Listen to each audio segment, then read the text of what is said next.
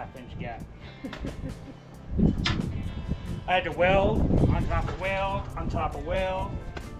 So we just have that last part to cut. We got to cut that last bar and full weld it. So I say we take it off and finish it. Okay.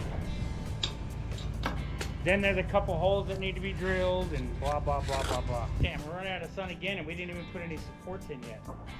Support for what? Those front supports, the verticals. Yeah.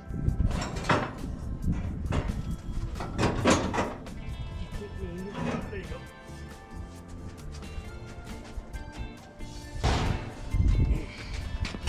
Let me full weld these in. We'll put those brackets in.